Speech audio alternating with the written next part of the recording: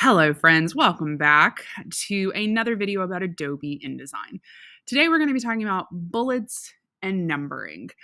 One of the things I see a lot of people do when they're making documents is they manually number things, or they insert special dots, or they use the shapes to create their own individual bullets rather than letting the program do the work for them. So we're going to master bullets and numbering today in this real quick activity. What I've given you is a set of instructions on page 1, along with 2 cookbook spreads on pages 2 through 4 for you to be able to manipulate.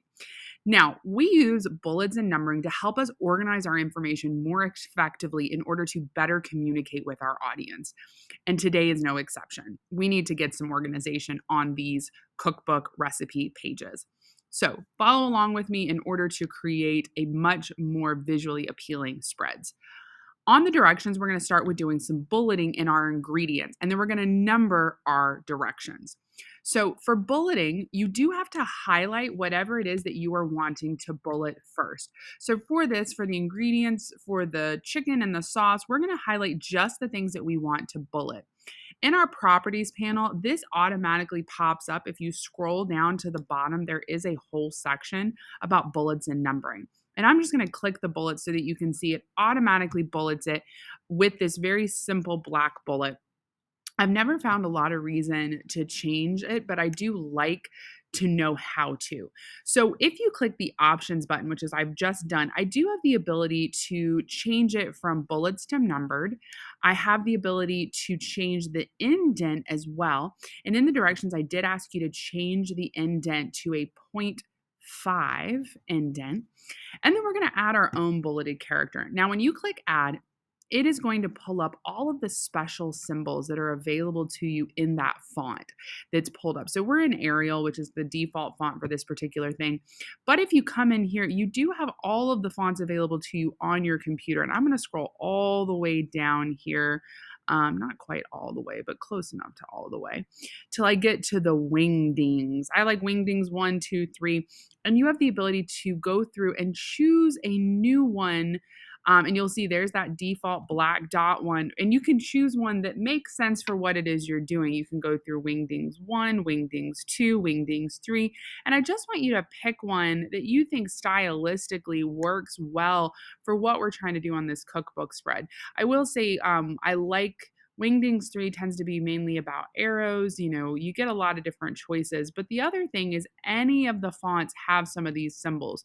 I'm just going to choose this little I don't know what you would call that, a wagon wheel kind of circle symbol here. And I'm going to say okay. And I'm going to click on this one. And you can see my bullets automatically adjusted to this new symbol. Yes, I do have a Star Wars Jedi symbol in here. Don't ask me why. I don't know where that's from. So I'm going to leave the Jedi just because I'm a Star Wars nerd. And there it is. We're going to repeat this for all of the ingredients that are on the spreads. If you look up here, I've asked you to do this for all the spreads, for both spreads, and just make sure that you've got your bullets up there. Okay. Now let's talk a little bit about numbering, because there is more choices with the numbering, and I want to make sure that you have this really under your belt so that you can manipulate things. When you go, and we're going to use the directions for this activity, and you go down to numbering, it's going to, again, default it to 1, 2, 3, 4. It's going to do the whatever font you're in. If I click options, I do have some choices. So if you wanted to do Roman numerals or ABC, or you wanted 0001, you have those choices here. I like to stick with the kind of traditional 1, 2, 3, 4. You can insert a special character if you want instead of numbers. And you can also do here where you can insert a character style. So I'm going to make a new character style before I do this. And I'm going to choose some basic character formats. And I'm going to choose Arial.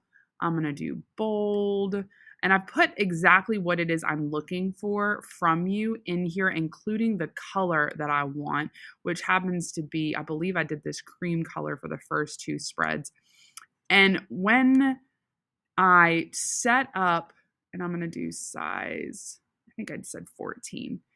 And I've made that character style. Now I can choose that character style, and you'll see that my numbering changed accordingly.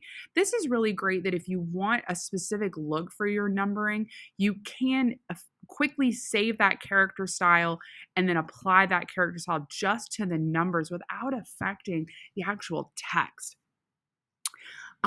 With this, I want you just to go through and on spread 1, which is the 2 chicken ones, we're gonna set it up with this, and then we're gonna make sure we change that to numbering chicken.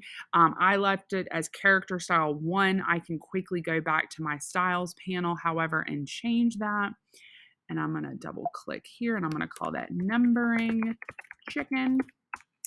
And then I'm gonna set up again another one, this time with cookies for me. This is gonna be font size 16. I've set the hexadecimal color for you, which is a brown color that goes better with that spread. We're gonna do times this time in italics, just because I want you to be able to see a variety. And then we're also gonna set our alignment on this to center and our indent to 75. So again, that is in that options panel where you can click and then you have all that manipulation to be able to adjust your numbers and your bullets. I told you this one was gonna be a really quick one because once you've mastered the basics of this, it really isn't a lot of choices to be able to come back through here and manipulate your options in here. So there's your indent. You have the position, align, left, center, right, and you can preview that by having that preview button checked, and it will automatically populate that for you. I hope this helps you organize your stuff, and as you continue to work in InDesign to keep your information communicating better with your audience, this will be in some upcoming activities, so it's a good resource to have under your belt, and it's good for the certification exam. Don't forget to click subscribe, and we'll see you next time. Thanks, friends.